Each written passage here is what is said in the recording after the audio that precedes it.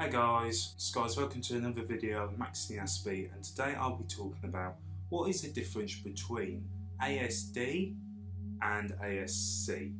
So they are both autism spectrum, but the only difference is the last letter.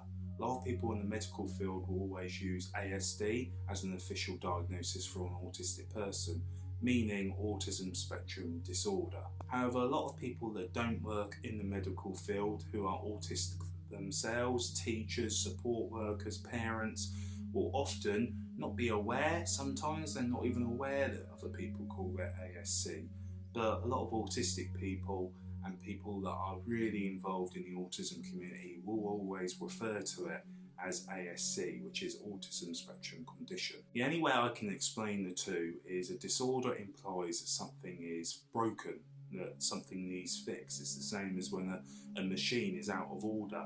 You know, it's got that out of order sign on it. Disorder, it sounds like it's broke. You know, it's something like it's not right. Even to the point where you look up the word disorder, it means a state of confusion. And autistic people aren't in the state of confusion.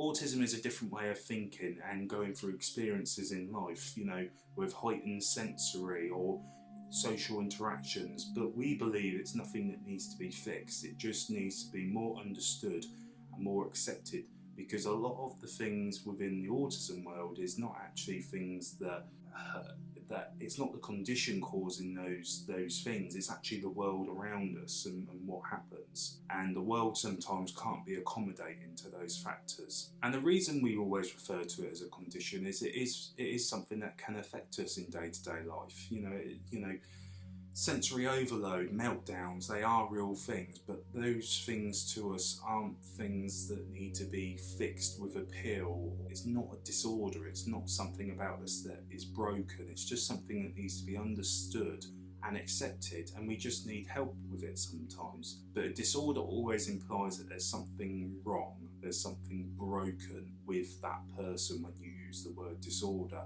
And it's the same as disease. You know, when you hear of a disease, you think it's catching, you think you can get it, you think it's a virus. And it's negative words, which is why condition, I always say, is more explaining autism, because it is a condition. It's something that affects our learning, it's something that can affect us understanding, it affects our sensories, it affects our anxiety, it can cause us to have meltdowns, but none of those means that we're broken. If anything, it proves that we're human. You know, people who are neurotypical go through those things, but an autistic person's, it's heightened. But that doesn't mean that we're broke.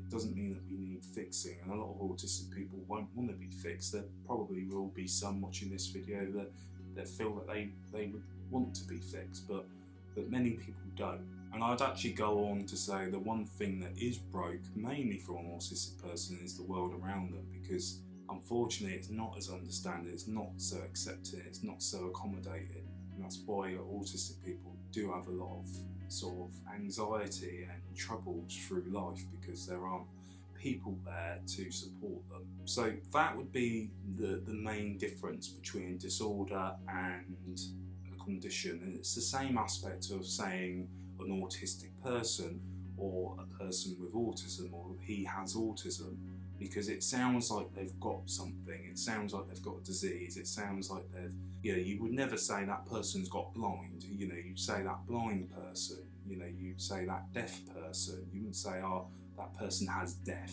You know, it's the wording, it's the language which is so important, because it can be negative and it can make people believe different things. And sadly, for many years, people thought that if you was autistic, it was the parents' fault.